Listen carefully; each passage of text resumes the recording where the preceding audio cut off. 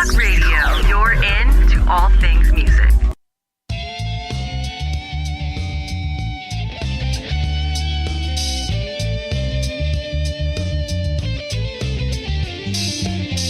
Welcome to Girls Talk Rock, where the musician's creativity finds its voice. And here are your hosts, Tracy Smith and Beth Venus.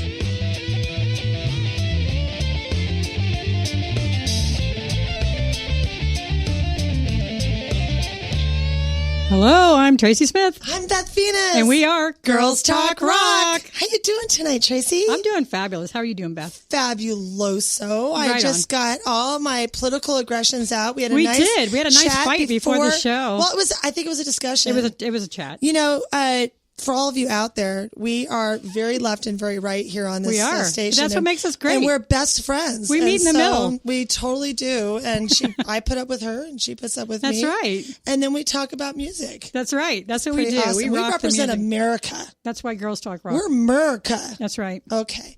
So we are so excited because we kind of go back and forth every week with our show. We have somebody national, and then we'll have someone really local and regional. Right. And today we have a guest who has been touching on both national and regional showcases and acting and performing and musicianship for a while. Right. And someone I think our guests are really going to want to take some cues from. The multi-talented Rolly DeVore. Welcome, Rolly. Welcome, Rolly. Beth, I hear you calling. Hey, you guys. How you doing? Awesome. Singing to Is that your already. next tribute or what? Okay, I'm just kidding. No, he is. He's in the Kiss. I know. So, that's why I said those that. of you listening, I want you to just to get a brief rundown. If you look up Rolly DeVore, you're going to see all these wonderfully sexy pictures. But you'll also find out that he is the drummer for Kenny Metcalf's act as Elton John, singer and guitarist with Cheap Tricked, which was just over here at House of Blues in San Diego. Awesome show. Drummer with co-ed Kiss, drummer with the Who generation, which was just on Access TV. We're going to talk about that. He is working with Curb Your Enthusiasm for I don't know how many years or seasons in a row now. Yeah. He is with a SAG-AFTRA, and I really love him because he went to Irvine High School probably when I was going to El Toro. So we probably Shout out to Irvine. Probably were kicking his butt at a football game somewhere along the line. Probably. But welcome. We wanted to talk to you first about the music scene. Let's do it. What brought you into, were you a drummer or a guitarist first? Well, I suppose I was a drummer first. I knew kind of early on that I wanted to play music, and there's pictures of me as a little kid, holding guitars and ukuleles and stuff like that. But the drums just seemed to come easiest to me, and it kind of started with me being a huge Elton John fan and going to see Elton in the Who's rock opera movie Tommy.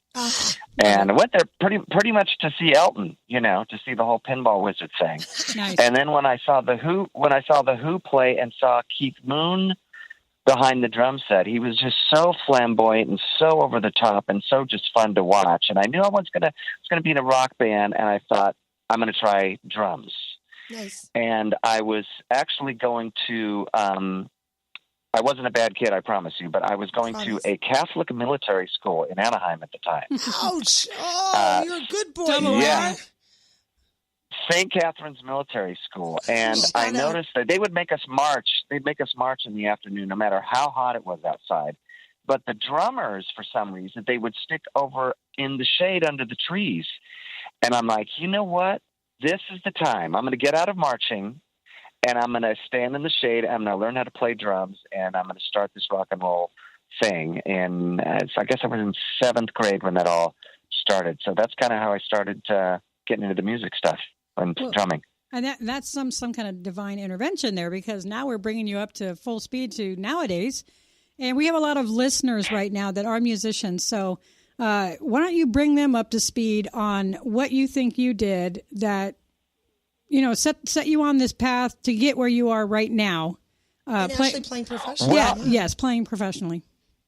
Yeah, well, the tribute band thing has been a real door opener for me. And I think a lot of musicians start out by wanting and trying to emulate their heroes.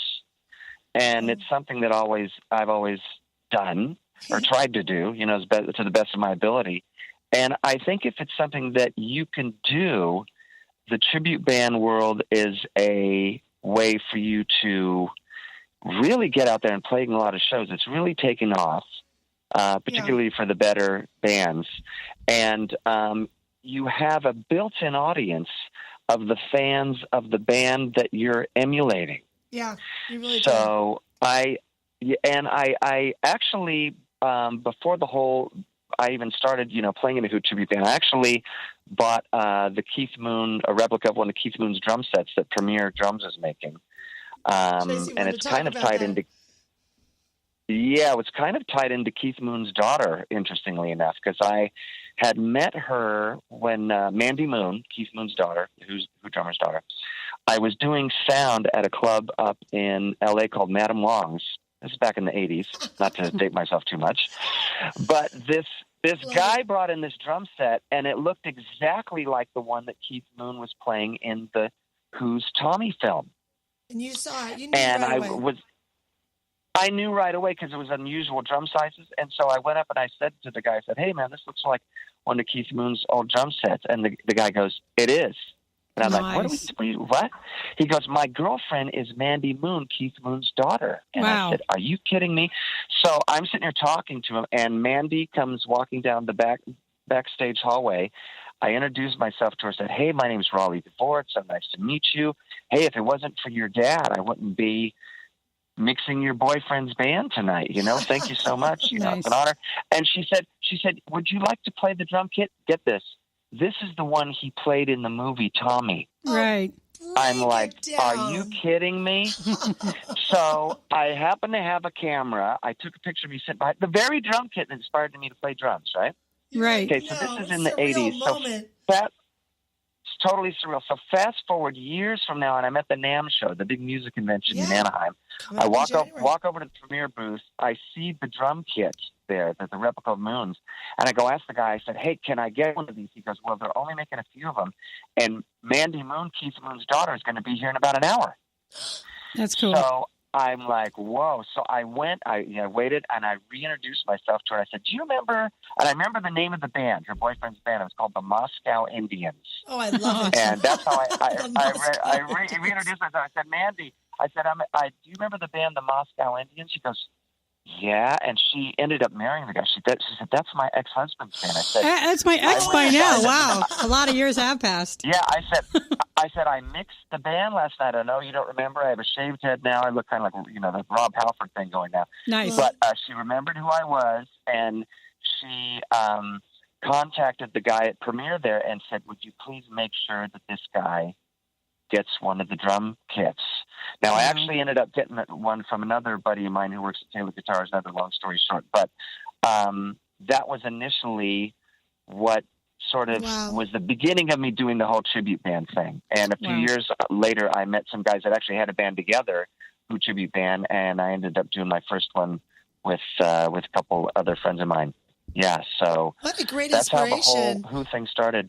Well, exciting. When you were playing in the 7th grade, did you have a kit, or were you playing like the band thing where you were, just on a snare or just on, a bass drum? Like, did you have the full kit right away, or were you playing like walking around? Were your parents ready to kill you? No, I'm just kidding. Yeah, I was playing with just a snare drum, and they had it leaned over to the side, so I actually ended up playing jazz grip, where a lot of jazz drummers, because you kind of have to play like that with the left hand. So I'm sort of been stuck playing that way. I mean, I can play the match grip too, but started on the snare drum, and then I started taking drum lessons, and they had a Ludwig clear blue Vista light that was kind of like John Bonham's, but in blue with a couple more drums. And so that was my first drum kit. And every time it was Christmas or my birthday, I'd ask my grandparents mostly, "Hey, can I get a couple more drums for the kit?" So I ended up, by the time I was in high school, I had a Ludwig drum set, 2 bass drums with a half circle of every size tom-tom that Ludwig made. Wow. So your grandparents were good to you. Yeah, they loved it. Oh my gosh, yeah, they were good to me. And my grandfather even built me. I used to do drum solos in the talent show in high school. I had just seen Kiss in 1977. And saw Peter Criss, roll forward. His drum set would roll forward to the front of the stage. And I was like, hey, I said, Grandpa, you think we could figure out some ways for me to do this for the talent show? So he goes, yeah. So he built me a drum riser, and I put my friends underneath it. It was on wheels. Are you kidding me? You have the best family on the planet. I was so lucky to have them, my grandfather especially. Yeah, and my friends were underneath, and I'd start the drum solo, and they rolled me to the front of the stage, because I had to be like Peter Criss, That's awesome. So I've been like this for a long time. You've been doing I'm kind of that same kid, that was doing this back in high school, but now it's just magnified, and I'm with great friends of mine that are playing the parts of the other band members, and we're out rocking for Who fans, and the guys in the Who band were also in an Elton John tribute band with Kenny Metcalf, who you mentioned earlier. Who's amazing, and we're doing that.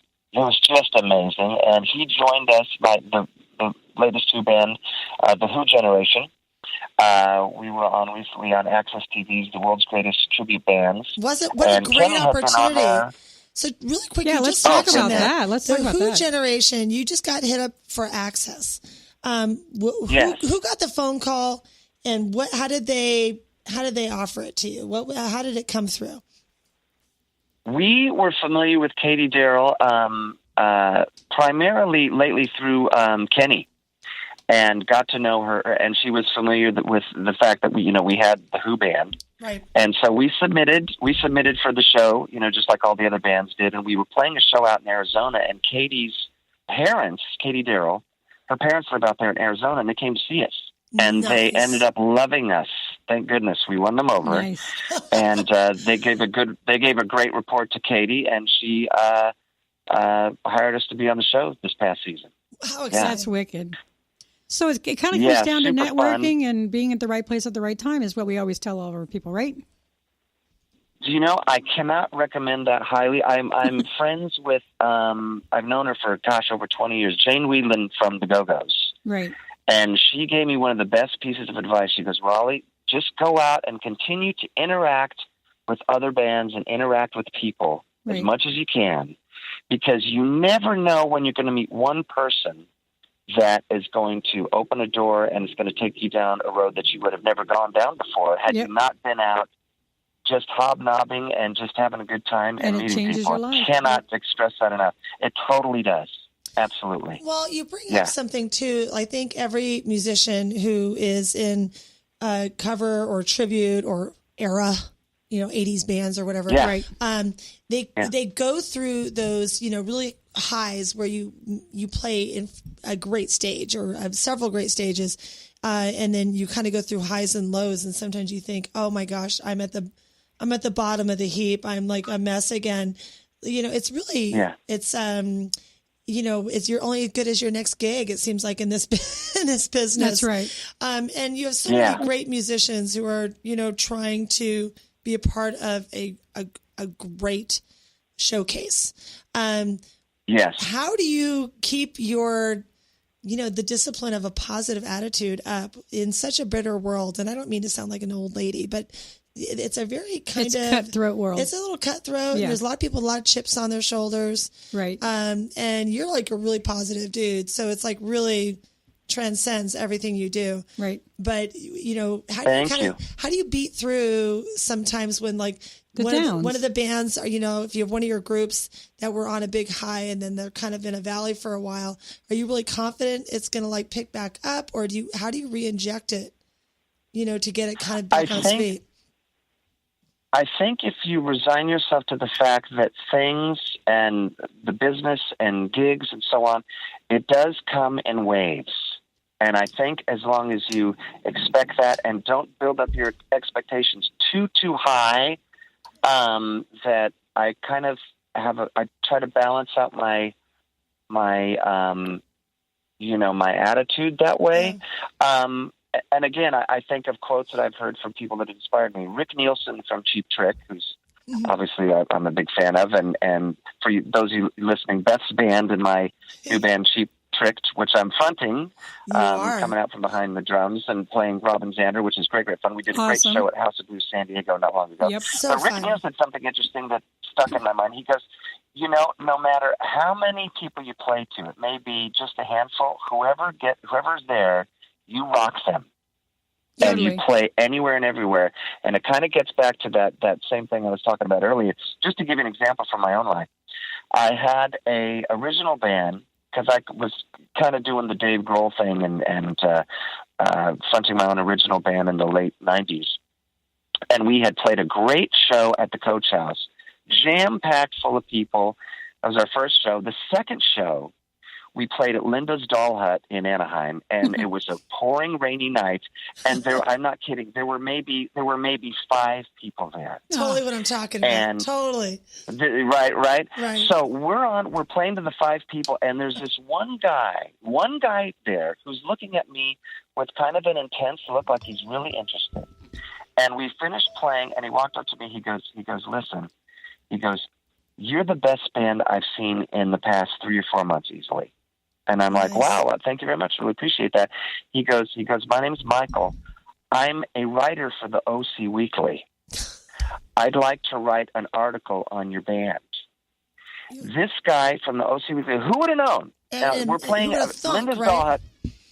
Who would have? He ended up doing a full-page article on the band. Right on. Blessings. So it just goes to show you never know. Play these little places. It might be a little dive, but you never know when there might be that one person there who can just totally. And after that, we were like, it just totally opened doors for us to play shows that we would have never gotten to play otherwise.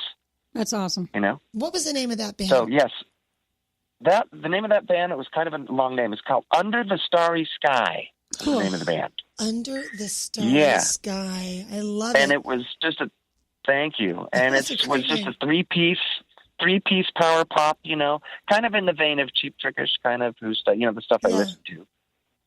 But it was all original stuff. And some of the songs that we did are actually under, if you go on iTunes and look up my name, Rolly DeVore, you can find about an album's worth of material that I've sort of released as just singles. But it's me playing all the instruments. I multi-tracked everything, sang everything. in the and modern time that you so are in. All right, we're going to have you Yeah, hold that yeah. thought, Rolly, because we are going to our first commercial break, and it's 2 Already? minutes long. So hold on for 2 Awesome. minutes. Hold on. We've got Rolly okay, DeVore well- on here at Girls Talk Rock. We want to thank Enter Talk Radio for having Girls Talk Rock programming on their network.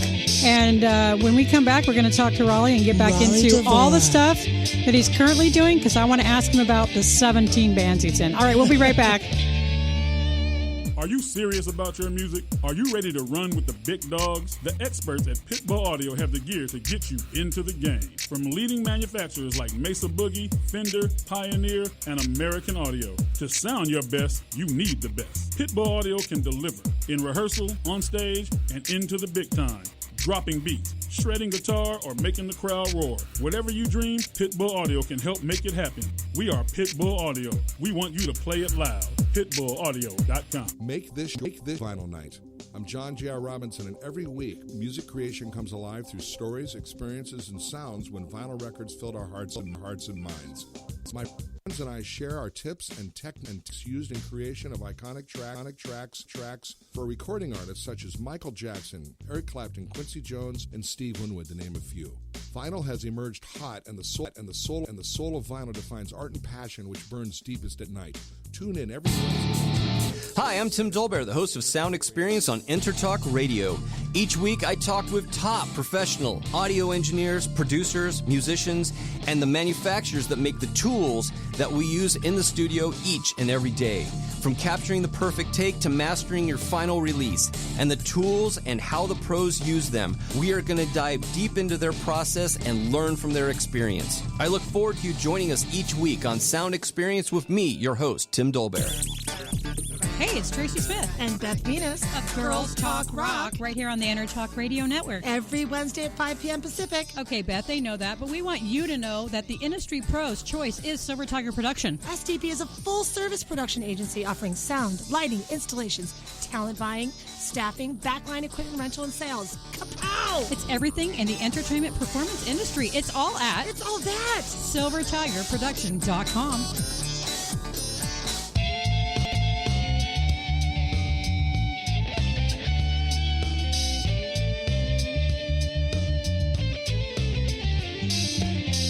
Welcome to Girls Talk Rock, where the musician's creativity finds its voice. And here are your hosts, Tracy Smith and Beth Venus. Okay, somebody gave her chocolate. Who gave her chocolate? All right, so this is Tracy Smith. And Beth Venus. And we are Girls Talk Rock. And we're back with Rolly DeVore. Rolly. The many faces of Rolly. Oh, Now, when we left off, Rolly, we Well, were thanks for having talking. Yeah, when we left off, we were talking about your original work versus the creativity behind your original work versus the creativity that you have to put into to make a tribute amazing. So, talk a little bit more about your original music and the creativity that's behind all that. Yeah, do you miss it, or Yeah. or is that something that you just kind of do quietly on the side now? Like in your room or something. Just kidding.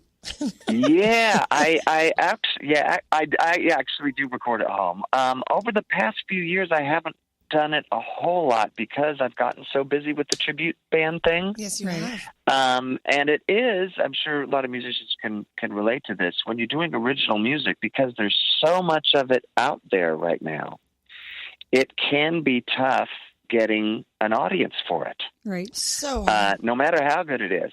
Yeah. And I mean, I know some fantastic original bands, and working in the clubs up in LA, I'd see these amazing bands that wouldn't necessarily get signed.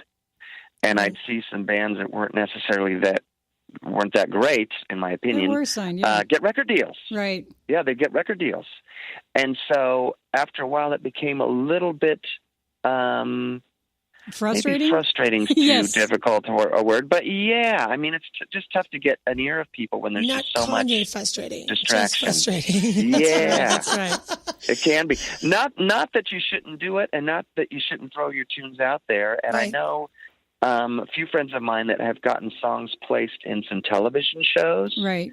And that is a good way to, I haven't personally done that, but it's a good way to make money, because every time it airs, you get a check.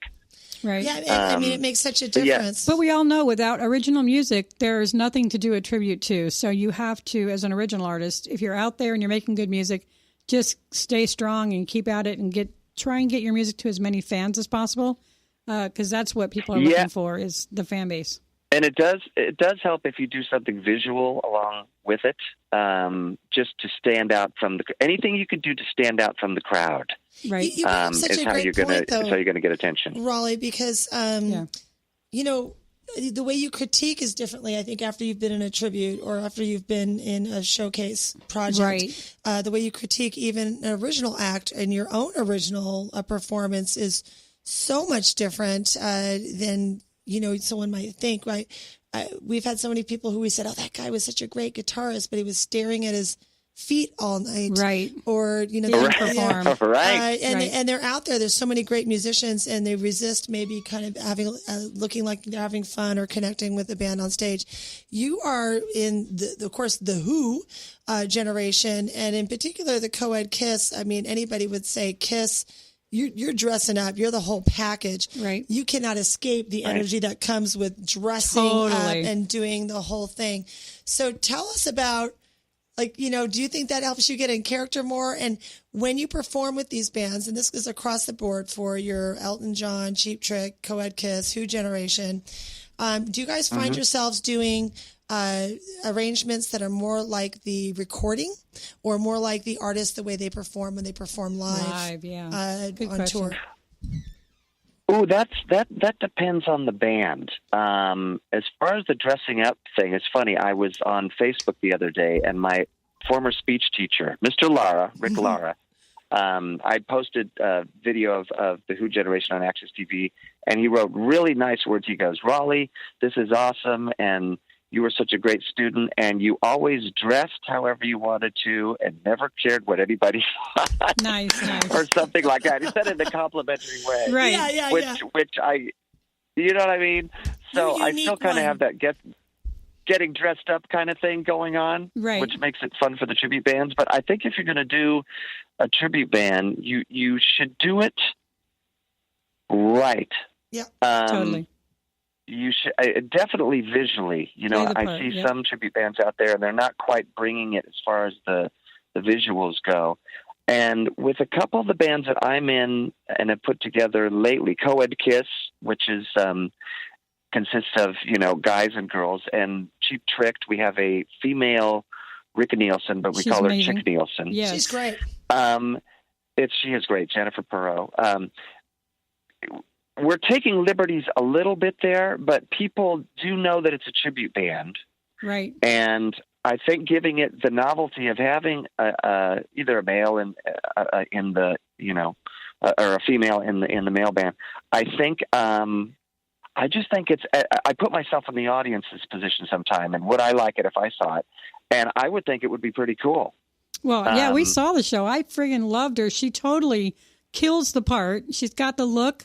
Yes. She's Cool got cat. she's got the guitar. She's got the whole thing going on, Yeah. the total package. So I love it. And it's Yeah, good. she's really good. And as far as the arrangements of the songs, it kind of depends on the band. I know with Kiss, we stick to all the songs on Kiss Alive. You pretty much have to do the live versions there because, they're pretty much the iconic versions of the songs. Right. It is. With the Who, some of the songs from Live It Leads, like Summertime Blues and Shakin' All Over, they only did live versions of those songs. So we'll do live versions of that. Right. Some of the Tommy stuff will tend to do the live stuff. Kind of depends on the song, depends on the band. Cheap Trick, you want to stick with the Cheap Trick at Budokan version. Right. Because I Want You to Want Me. That's just such a great song. I want you to want me. Yes. Yeah, right. You know, you got to do it. I'm surprised you Yeah, haven't you just gone have to to a do Cars tribute, because that's like my next favorite. So when are you going to do the Cars? I'm just kidding. You know, yeah. Well, I have let's some friends go. Of mine. Yeah, my right. Friend, my friend Donnie Sachs, who actually plays Ricka Nielsen in another Cheap Trick band that I play drums with. He's in a Cars tribute band that I have not seen yet. But boy, great songs to choose from. Oh, yeah. my God, yeah. I saw them live, 1976, rolling through Phoenix. Like, my first concert was the Cars. And Wow. It was just such a great, amazing, like, you know, we're talking 76. I mean, come on, I'm like, what, 15 or something? I don't even know. Do the math. But anyway, it was just, my mom actually drove me out to the place, which was like 25 miles from my house, waited there while the concert was going on, and then picked me up and take me home. But it was just one of those things. So I'm like 15, and I'm rolling out to these amazing concerts, and that's the first concert I ever did, and they were just great. Well, Tracy, you bring up something that's such a powerful part of why I think the tributes, great tributes, are doing really well. Right. And there's that taste of nostalgia that comes back. And if you plan it right, it doesn't matter if you have, like you said, a woman in the band or a man even doing, like, you know, I think people are there because they want to go. As long as they're good. They know you're not trying to be them. No. You are kind of honoring the celebration of the music of that group. That's right. And they're right there with you. If you can make sure you know that you're having fun. Also, if your fans are singing every single word of every single song, like we did at the Eagles concert, Huge. I mean, that is 80,000, right? In you know, at the stadium in Arizona, U of A. And boom, I mean, it was like 75,000 people were all singing every single word to every single song. I mean, those kind of things are ingrained in your head. That was the most amazing concert I've ever been to, but... Yeah. Well, Rolly, that's the wonderful thing about doing the tribute band thing too, is to look out at the audience from behind the drums or whatever, and seeing everybody singing along. It's like this is, you know, you fantasize about being in the real band. This is as close as I'm going to get to it, and I'm very happy and satisfied. Very, very happy. You know, that's such a fun. Those are important moments when. Well, for the audience and for the audience and the, you know, just I'm not in a tribute. I'm kind of in an era. Tribute. Yeah, kind of theme band kind cover, of. Yeah. But we've had a few moments like that at House of Blues where the audience was louder than we were. Yes. And I'm like, I can roll with that. I'm really big old happy Bethy. Something, though, that I want to ask about is we have a lot of people listening who are in cover, in tribute, original, whatever. What do you think with your tribute bands takes them from a regional act? The difference? What's the difference between the band that's trying to get off its feet? They maybe are working one too many bars with their tribute.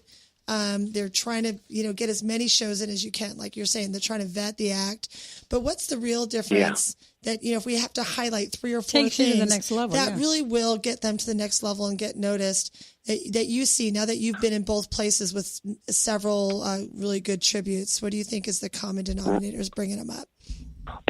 Well, I think number one, you have to have the music down note for note, or really, really close. Right. There's nothing more kind of disappointing in going to see a tribute band where you've got those melodies in your head, you've got those drifts in your head, and then you go to see the band and they're not bringing it. Right, or they're not playing that really amazing lead that you remember, right? Right. You've got it in your head now. It's like, oh, they're not quite doing it.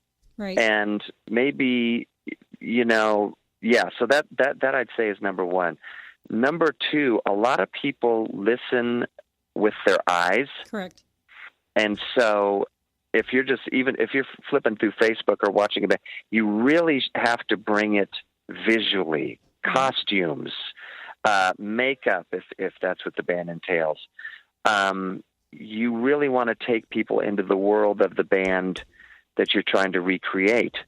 And so if you really have the music and the visuals down, little details with the costumes and stuff that fans, you're going to primarily draw fans of the band you're recreating, and they're going to look at this stuff, especially the real diehards. They want it. Totally. They want it. Yeah, they absolutely want it. And so if you can really do that, you're naturally going to draw in more fans, and that's going to naturally get you more attention and get you more shows. Right. And there's an awful lot of tribute bands not doing that. I agree. And I think that's what separates the ones that you really that really get noticed from the ones that don't. Right, and Fleetwood Mac, they're my favorite band of all time, and we know the Fleetwood Mac tribute, right? Max, M-A-X, here in town. And when I go to see them, I'm like so happy. I'm smiling because the guitar player is hitting those cool licks that I remember, and I know every word of every song, and I know every lick that the guitar players did on the albums, and I grew up with that. That was, so that's what people need. They need to hear it. No, they need that. Yeah, I'm a big Super Diamond fan too. Yeah, they Super all dress Diamond up in is the cool. Jumpsuits. They look good to me. That's right. In their Put on a spandex, baby. Yummy and sparkly everywhere, and I'm ready to rumble. That's right. But that's the joy. Right? Yes, it really is. And I must say, Katie Darrell, I think, has done a great job choosing. I'm very thankful she picked us, first of all. But aside from us, the Who generation, she's done a good job picking the bands that have been on the world's greatest tribute bands, because she's thinking for TV first and foremost. Right. Yep. And if you can bring it and be on a television show and come across really well, you're gonna get noticed and start playing more shows. It's just inevitable. Awesome. Tell us about after being on the Access tribute show. How has the Who generation, has it helped the career? Right, just been slammed with calls to get booked? Or your agencies just picking up the phone nonstop now? It is starting to happen. Yeah, and I just like days ago got the video footage back from Access TV. So I just in the last couple days have started posting the videos from the show. And we're about to do an extra blast of PR out there. And I'm so thankful that we were on the show, because they did such a great job shooting it. It was all live. We had lasers. We had Kenny Metcalf come and recreate the whole Elton John pinball wizard thing, and he made the costume with the giant shoes. I mean, it was just completely over the top. Awesome. And so I feel really good about being able to send it out and just saying, hey, we can bring something to this level. And so, naturally. I mean, it's already opened a few doors without me releasing all the video stuff yet. But now the train's going to start even rolling even. All right, now even faster, hopefully. The next thing I want to do is talk about links. We want to know where everybody listening can go to see and hear everything that you're talking about. The Who Generation video. Yes. That was Give from us your the links. Generation on Access TV.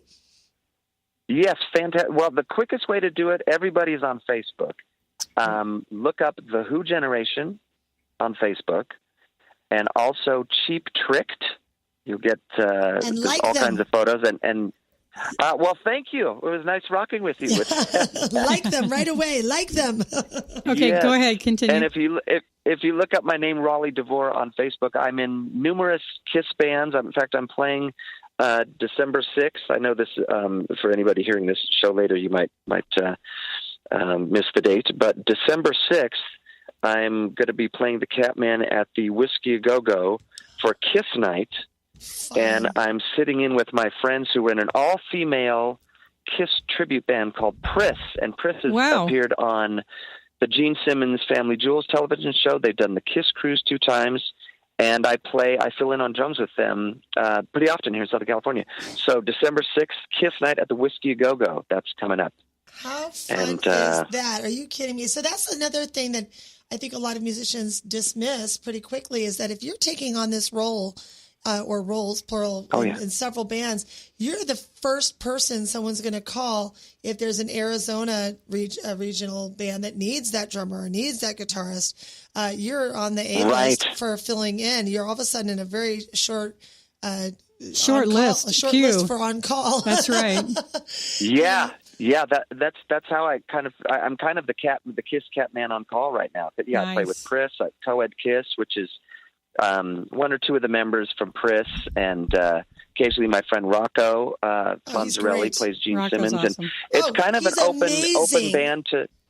Rocco's amazing. Yeah, he is. Balls. Yeah. No one liked him. No one liked him. He's amazing. Rocco, you're amazing. Yeah. Shout out. He knows. Yes, major shout out. But yeah, the band sort of. We've all talked about this. The band's sort of open, because I've got female KISS tribute friends and male KISS tribute friends. So whenever a KISS band is possibly needed, we can put something together with the guys and the girls, and the audience absolutely loves it. Right on. They eat it up because it gives them KISS. It gives them KISS, but it's a little bit of a different twist to it. It's a twist on KISS. We love it. Twist on KISS, yeah, and there's something very charming about it, and it just seems to work. So Co-Ed KISS with a K.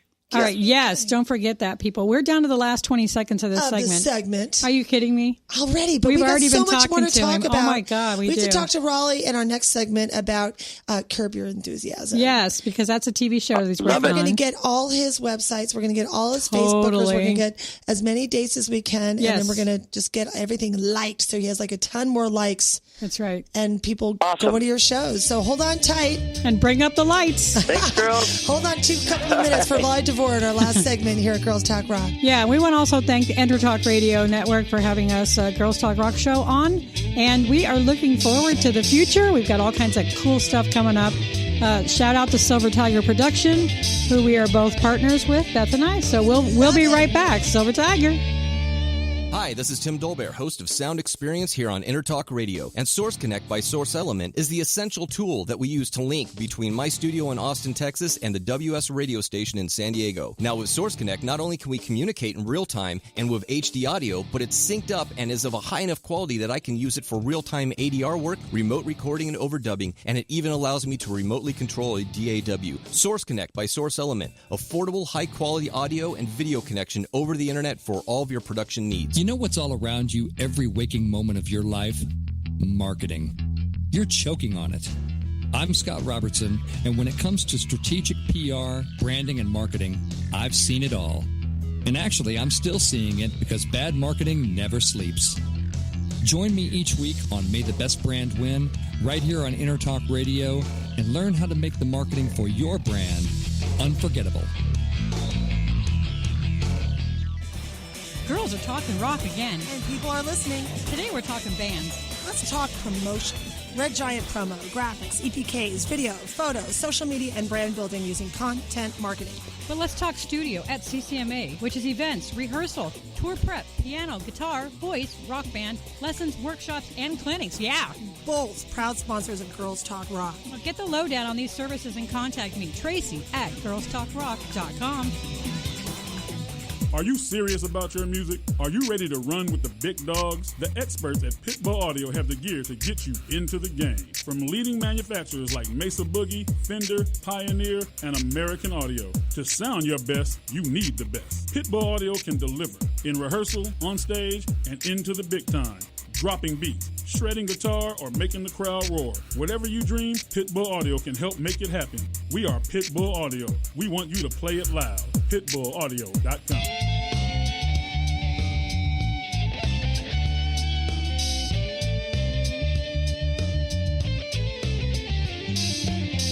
Welcome to Girls Talk Rock, where the musician's creativity finds its voice. And here are your hosts, Tracy Smith and Beth Venus. Oh my goodness, who gave her chocolate? I'm just kidding, no one did. I'm going to put it out there right now that anybody can give me chocolate anytime. All right, they so want. I'm Tracy Smith. I'm Beth Venus. We are Girls Talk Rock. We're here with Rolly DeVore. Rolly DeVore. I say the many faces of Rolly because he's in like 22 tribute bands. Well, you are in some very hard-working. No, you're awesome. Working tribute bands, Totally. Alongside, being a musician, like when I say working bands, you're where a lot of people want to be. So I think it's really exciting for our listeners. thank We you. want you to really make sure you check out Rolly DeVore, ROLLY. DE, capital VORE on Facebook, and you can kind of see some of the different projects he's in because it really sets the bar for the level of play that needs to be going on and the investment you make. Well, thank you. In the The whole band, showcase, the look, yes, the everything, sound, and making it work and being patient. So how many hours a day or a week do you actually practice between all of your tribute bands to make them as amazing as they are? Do you know, it depends on the gig. I try to concentrate on whatever the next gig is, and I'll sort of dive into that. But lately, the Cheap Trick stuff has been taking more of my time because I've never done it before. Right. I've never played the Robin Zander guitar parts or sang the stuff. So that's been taking most of my time lately. And Jennifer, who's Chick Nielsen, we recorded I Want You to Want Me, which is you can now hear on SoundCloud. Cheap Trick. Nice. We're doing a couple more songs in the next few weeks, and we're going to have a video, which is hopefully going to be really bombastic, and we're going to push that out there and start doing that one as well. Well, how do you like being a front man? I mean, this is a versus different behind thing. the drums. Yeah, not that the drummers can't be crazy Menazy, but I'm just saying you're upstage, you're kind of back there. Down all front. eyes are on you. Yeah, what's going on? It's a different feel, and I've got the guitar on through the whole Cheap Trick set, except for when we come to Dream Police, and I must say it feels a little odd. You feel naked to take it off, microphone. right? I do feel naked. Yeah, it's like wait, well, I'm used to being behind this giant, Keith Moon or Peter Criss drum set, and here I'm out, So it's taking a little getting used to. I need at least the guitar in front of me to feel 100% comfortable, to be honest. Wow. That's funny you say that. I feel for you. I think a lot of people who haven't gone out front without the security blanket of an instrument. I'm a pianist, so having a keyboard in front of me is most like a drum kit because it's big and it's in the way and kind of cuts you at the waist and you're standing there. And I was looking at videos from a long time ago, and I'm not going to date myself and say how long, but like 8 or 9 years ago, playing first time I had done any front work. And I remember thinking I was so hyper and bouncing off, like I'm such a Tigger. And I look back, I'm like, oh, baby girl, you're so sedentary. Look at you. But it took me a long time to get comfortable and really moving and being really intentional with moving on the stage. So I know you feel naked, right? You're like, what? I'm all alone. Like, give me something to hold on to. But you're doing a great job. And I think oh, thank you. Videotaping yourself is really important because you'll notice things that you don't catch yourself doing. Right. So that's a big one. Am I still staring at the ground? And I think you want to make sure that when you're trying to reenact somebody else's movements to make that show believable, that you want to videotape it for that reason, so you can see if those movements look like the movements you're trying to do, or is it like you're having a heart attack or something? You know what I mean? The first time Absolutely. my husband Yeah. saw Rocco in a Kiss Right. tribute, Rocco was doing Kiss tribute. We were talking about old Rocco. Yes. My husband and I were not like huge Kiss fans prior to Right. enjoying him as the part. Yeah. And then we actually went to a concert, and we went to go see them at the Cricket Theater at the actual Kiss. And we were like, oh my gosh, that guy's He's acting as just like good. Rocco. Yeah, right? Right. Oh my God, that dude's just looking like He's Rocco. acting just like Rocco. What's up with that? That's how good Rocco So we were is. we were laughing because we didn't know anything about Kiss. Right. But we also want to touch on, like, since you're such an entertainer, this is our third segment. It's the shortest segment. Is you are also a SAG member, and you right now today Yes. are at the Curb Your Enthusiasm set. Tell us about that. That's kind of exciting and like the inside scoop. Yes. Just got off the set. Yeah, I was with Larry, David, and the whole gang today. We just started shooting season 9. It's been a 5-year gap, and this all started when I was years ago. I was when I was a teenager. My sister Heather Haas was a childhood actress, and she was in The Burbs with Tom Hanks. She was in Iron Eagle with Lou Gossett Jr., and she's now a really successful location scout and has an office at Paramount Studios. But I was always around movie sets, and I did a little bit of it when I was in my teens. I was in Bachelor Party. I was in a scene in Bachelor Party with Tom Hanks. No Nice. way, cool. I love And- that movie. Yeah, I'm in a scene in a green tuxedo with my short blonde hair at the time. And I did it just for fun, for extra money. And I thought, well, this is okay, but I'm going to wait until I'm older and get back into this just for fun, not be, I'm not a serious actor, but just to see what happens. So about 8 years ago, I started doing just some background cameo work and ended up playing a drummer on CSI New York. Nice. And I played a photographer in the ice skating comedy movie Blades of Glory. In fact, when I love it. when John Heater and Will Ferrell do their first skating routine, they keep cutting to a photographer, and that's me in the movie. Oh, awesome. I love it. And I got a call from Curb Your Enthusiasm to stand in for Larry David about 7 or 8 years ago, and just got along greatly with him. And for those of you listening who don't know what the stand-in does, whatever the actor's got to be doing in the scene as they're setting up the lights, setting up the cameras before they shoot, the stand-in will do it. So Right. the actor can relax and sort of prepare for the scene. So it's kind of like I'm the star of the show until we start shooting, and then Larry comes in and does his thing. Awesome.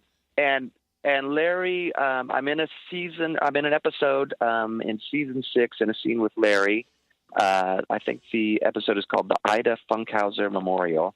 And Nice. this is one of the craziest things that's ever happened to me. Larry wrote and started a movie for HBO a few years ago called Clear History, starring him, Kate Hudson, and Michael Keaton. Right. For the first 10 minutes, he plays a guy named Nathan. Then he changes his name, get this, changes his name to Rolly DeVore in the film and named his character after me. Awesome. Yeah, I've been talking with him about it the past few days. So very cool, sweet thing for him to do, That is cool. So, yeah, I've been Really working on doing Curb good. for the last few weeks, and it's it's so hard not to laugh when they're shooting some of this stuff, though, because you can't laugh. You gotta be quiet. And I can't give away, plot lines or anything like that. No, but of course not. I think it's okay if I say this. Richard Lewis, Larry's longtime friend, was back on the set today, and they've known each other since they were kids. And the show is mostly improv. They have a storyline, but once they start rolling, there's certain things they have to say, but it's just, shooting from the hip, a lot of it. Sort And of they like a riff off Saturday Night each Live other thing. so well. Right. Oh, my Timing gosh, was it's great. just hilarious. So, So it's Yeah, very it's, similar. It's funny you talk about this. It's working with a band is kind of a form of fellowship. You trust in each other and kind of like giving it a go. And acting is not too dissimilar in that you have to trust the people, in your group. And it's very endearing. You get to know people so well when you're on a set or you're in a play. Totally. I guess I can see why you would have the draw for them both. You kind of get those endorphins from both of them. Right. Both of them. it is. Yeah. Yeah. Very, very and cool. they're both very creative, and it's just, you're creating something and putting it out there for, well, in this case, just millions of people to see, which is just crazy. So it's kind of cool, different from the music, still creative in a way. to put one of your bands in one of the episodes. Well, and also tell us what the name of the show is again for people that might not have been listening, and where we can find it. Is it on HBO or what? Yes, Curb Your Enthusiasm. It's on HBO. All the past seasons are you can find on HBO Go, or I think you can get them on iTunes too. And for those of you, Larry David is the co-creator of Seinfeld with Jerry Seinfeld, and he was one of the writers. And he's had his own show he's been starring in, where he plays a version of himself that's sort of, it's not real Larry, it's TV Larry, right? And he just gets himself in. Oh my gosh, extreme! Yeah, he just gets himself into all kinds of trouble and predicaments. Just hilarious. And he occasionally writes stuff that really, in a brilliant way, with, a lot of comedians do this, has some very interesting social commentary, controversial commentary, in a comical way, and will make you think too. Awesome. Very insightful stuff usually. I love creative people. Very insightful. Yeah. Yeah. What a great environment that you get to kind of roll back and forth with, just as, an entertainer, and just to have a good life. You seem like a really happy person. Well, I was saying, if you had to be stuck in one field or the other, which is music and or TV, which do you think you would choose and why? Oh, it would probably be music, because I'm a musician first, and the acting stuff is just fun for me to do sometimes. And I think having grown up with it with my sister, it's such a tough business to make it in. So I never chose to really take the acting thing really seriously. It's like, I'm just going to do this TV stuff, see what happens. And occasionally, I'll make an appearance on My Name is Earl, or, some random TV show. I actually had a line in Sons of Anarchy that I still get checks for, but I have a ski mask on. So you can't tell it's me. I'm the guy with the ski mask, I got paid this great. Yeah, I got this great paycheck for working for the day, and still little residual checks come in. But that's how the business is. You never know what's going to happen. Right. But I've got to do some little cool things. And I'm also made a cameo in the movie The Holiday with Jack Black and Kate Winslet. Cool. I'm in a scene in the first 10 minutes of that movie. And so, yeah, it's just been fun. Yeah, drumming on CSI New York. I did that. I was in a scene with LL Cool J on NCIS LA. Nice. And it was just a scene where it was just mugshots of me, and he found me dead with this big bloody head wound on the floor. Oh, cool. You got to be dead? Awesome. Got to be dead. Awesome. Yes. Well, you got to find an actor that can lay really still if they're going to be playing a dead guy. That was tough. I know, that's what I was saying. HDTV.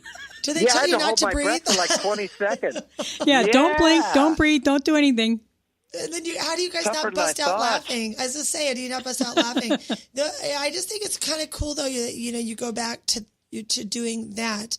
Your role is not like as an accountant from 9 to 3, and then totally, which is really a unique position for a lot of our working artists. I mean, we know you're spread out between here and we're down here in San Diego. You're here. You're in Orange County. Yes. You're in LA, and then you're traveling a lot of the Western region states all over the country with these tribute bands. What is we're getting toward the end of our interview. Yes, and before we get too far, we gotta ask him our Quattro questions. Oh my God, Rolly, you are on the hot seat now, boy. Hot seat. Well, these seat. are fun. You just got to answer. Boom, boom, boom. Yeah, you just got to answer them super quick. Okay, so if you're stuck in 1 hour of the day and you can't get out of it for the rest of your life, what hour are you stuck in? We don't want to know, morning, noon, whatever. Oh, probably 3 a.m. Whoa, 3 a.m. That's me. So me. Because my creative brain can't shut down and I can't sleep. So you're right. I'm stuck at 3 a.m. Okay, I'm giving you a selfish choice question. If you could put any of your tribute bands on Curb Your Enthusiasm as a background band, which one would it be? Playing what song? Oh, wow. It would probably be the Who generation doing Who Are You? Ah, wow. Landmark, yeah. Well, that's CSI, isn't it? Possibly because yeah, it is CSI. Yeah. I saw. Maybe it's because I saw that, and it's fresh in my mind because we opened the show with it, and I just put that video out on Facebook for everybody listening. So it's fresh in your mind. The first one that popped into my mind. All right, here's the next question. If you could do any commercial for any product, what would it be and why? Oh, wow. Good question. Oh, man. Thank you. Boy, you might have stumped me with that one. Oh, commercial. so you're going to be a commercial for a stump, and they're going to take it and they're going to throw it in the DJ chipper, right? I'm just kidding. Oh, you know what? I guess it would be for my tribute bands, I suppose. Right. All right, An cool. ad for the Get bands. for a better plug than that. Yeah, Right. the tribute bands. Yeah. Okay, well, here's Quattro number 4. What is Yes. the best stage for tributes in America? And have you gotten to play it on Oh, it yet? boy. And if not, what stage do you want to play on? Yeah. I think the best, Fremont Street in Las Vegas was amazing. Yeah. But, I really love playing House of Blues because I suppose I've seen a lot of my musical heroes on those same stages. Same stage, yeah. So to get up there on the same stage that maybe Cheap Trick played or Ace Frehley from Kiss played or, John Entwistle from The Who or whatever, that is quite a buzz. And you know what's so So, funny about the yeah. answer that you gave? Because the first thing out of Jason Lee's mouth last week on our show, who plays in Kissed Alive, was Yeah. Fremont Street. That was Yep. his stage. Yeah, and Yeah, Las Vegas. Yeah.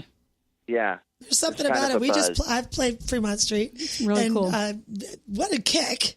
Right. And we were in Vegas last week at Yeah. the rock and roll. It's just fun. The people are so ready to be receptive to fun and having a Right. good time, and Yeah. they buy into it right away, and everybody's there very quickly. And I think that's just what we all want. We just want to have a That's right. good time, play some great music. We do. Be with some good people. Yeah. Rolly, it's always so nice to see you, to talk to you, to even celebrate the good things you're doing. We want to know, okay, Well, thank so we're you down so to the much. last minute and 30 of this show. What do you want Okay. the average musician to know and shout outs? Let's have them. Don't be afraid to go all the way, Awesome. especially if you're doing this tribute thing. You want to get the costumes. You want to get the look. You want to get the instruments. You want to get the back line.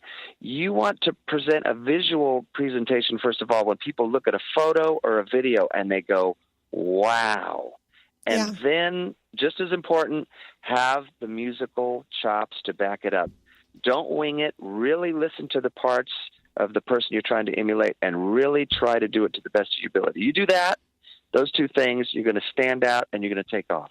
And we want to say, No doubt because about it. we're Girls Talk Rock, that if you're a female out there and you're afraid that you can't play a male role on stage, you're wrong. You're wrong. Because you can. And you you're can play it absolutely wrong. just as well as the guys and maybe even be more popular. Even better. Yes. Even better. That's what Yeah. we're saying, because Yeah. we're all about Girls Talking Rock. That's what Cheap Trick has shown. right. Make sure you do check out Rolly DeVore on Facebook, of course, at Rolly.DeVore Facebook. And make sure you check out his working bands, which include the Kenny Metcalf as Elton, Cheap Trick, Co-Ed, that's with a K, Co-Ed Kiss, The Who Generation, of course. And, you can check out some of his work on Curb Your Enthusiasm, too, and some of the other programs he's been on. He's like a superstar. We are at the end of our show. We want to thank Rolly DeVore Thank you, Rolly. for making this hour amazing for us and all of our listeners. Thank you, ladies. We're Thank fans. you We're so much. number So one fun. fans. We are. And we're going to be out at your Oh. next show. Yeah, everybody Love definitely it. look for. We're going to post it. I'm Beth Venus. I'm Tracy Smith. We're Girls Talk Rock. Thank you to Enter Talk Radio. And thank you, of course, Silver Tiger Production for making everything possible. Yeah, we're doing all kinds of stuff out there in the field right now. So get ready to rumble, San Diego. We are out there in La Mesa making it happen. Oh, and December Yes. 6th, Yes, hurry. make sure you go see Rolly. Yes, Raleigh. Thank you.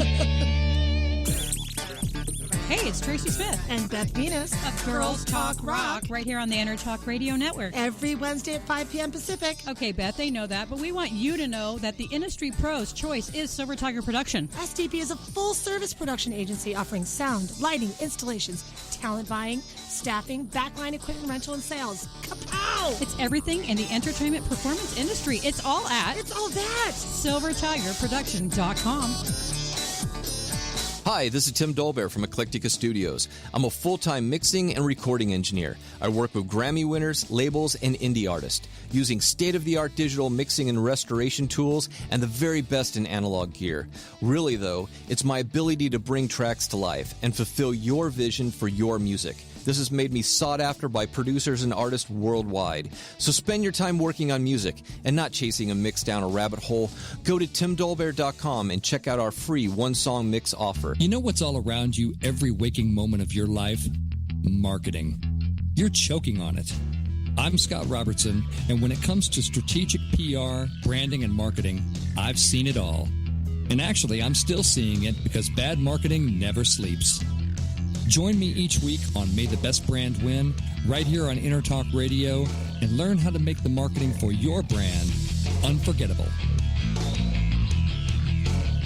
Are you serious about your music? Are you ready to run with the big dogs? The experts at Pitbull Audio have the gear to get you into the game. From leading manufacturers like Mesa Boogie, Fender, Pioneer, and American Audio. To sound your best, you need the best. Pitbull Audio can deliver in rehearsal, on stage, and into the big time. Dropping beats, shredding guitar, or making the crowd roar. Whatever you dream, Pitbull Audio can help make it happen. We are Pitbull Audio. We want you to play it loud. PitbullAudio.com. You know what's all around you?